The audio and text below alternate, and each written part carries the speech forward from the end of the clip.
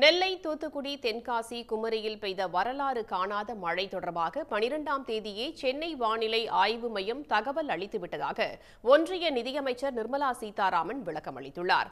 ஆனால் 17ஆம் தேதிதான் தகவல் கிடைத்தது என்று முதலமைச்சர் ஸ்டாலின் கூறியுள்ளார். சுதந்திரத்திற்கு முன்புள்ள தொழில்நுட்பத்தை கொண்ட வானிலை மையத்தால் எந்த ஒரு பயனும் இல்லை என்று பாமக தலைவர் அன்புமணி ராமதாஸ் சாடியுள்ளார். ஒவ்வொரு 3 மணி நேரமும் அவங்க வார்னிங் கொடுக்கறாங்க. என்ன ஆக போகுது, எங்க மழை கொட்ட போகுது, எப்படி இருக்க போகுதுன்றது ஒரு சின்ன மெசேஜா அதையும் கொடுத்துட்டே போறாங்க. அதனால எங்களுக்கு முன்னெச்சரிக்கை கிடைக்கவில்லை அப்படின்னு சொல்றவங்க தயவு பண்ணி இந்த விஷயத்தை கொஞ்சம் காதார கேட்டுக்கங்க. இது ஒரு நவீனமான அதிநவீனமான ரீஜனல் மெட்ரோலாஜிக்கல் சென்டர். மெட்ரோலஜியில் இருக்கக்கூடியவங்களுக்கும் புரியும். இன்னைக்கு தேதிக்கு நல்ல சீனியர் பத்திரிகையாளர்கள், செய்தி தொடர்பாளர்கள் நீங்க எல்லாம் இருக்கீங்க. 3 டாப்ளர் சென்டர், அது 3 டாப்ளர்ஸ் இருக்காங்க. டாப்ளர்ங்கிறது இன்னைக்கு அவ்வளவு சென்சிட்டிவ் ஒரு இன்ஸ்ட்ருமெண்ட். அந்த கருவியின் மூலமா உங்களுக்கு தெரியுது.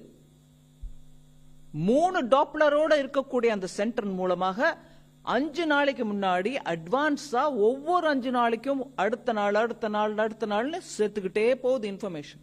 கடுமையான மழைப்பொழிவு 17 மற்றும் 18 தேதிகளில் ஏற்படும் என்பதை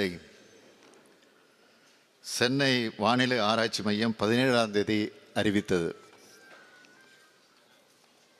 வானிலை ஆராய்ச்சி மையம் சொன்ன பழைய மழை அளவுக்கு பல மடங்கு அதிகமாக மழை பொழிவு இருந்தது. இதனால் இந்த மாவட்டங்களில் வரலாற்றில் இதுவரை பதியப்படாத அளவுக்கு மழை பெய்திருக்கிறது. வானிலை ஆய்வு மையத்தின் எச்சரிக்கை நமக்கு சற்றே தாமதமாக கிடைத்தாலும் அதில் அளித்துள்ள அளவை விட அதிகமாக மழைப்பொழிவு ஏற்பட்ட சூழ்நிலையிலும் தமிழ்நாடு அரசு முன்கூட்டியே பல்வேறு முன்னெச்சரிக்கை நடவடிக்கைகளை எடுத்திருந்தது.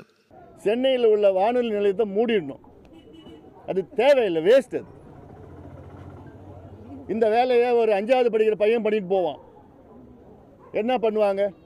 தமிழ்நாட்டில் பல மாவட்டங்கள் பரவலாக மழை பெய்யும், சில மாவட்டங்களில் கொஞ்சம் கனமான மழை பெய்யும், ஒரு சில மாவட்டங்கள் காற்றுடன் மழை பெய்யும். இது எங்களுக்கு தெரியாதா? அது நீங்கள் சொல்லி தான் எங்களுக்கு தெரியணுமா? அப்புறம் எதுக்கு நீங்கள் தொழில்நுட்பம் வச்சுருக்கீங்க?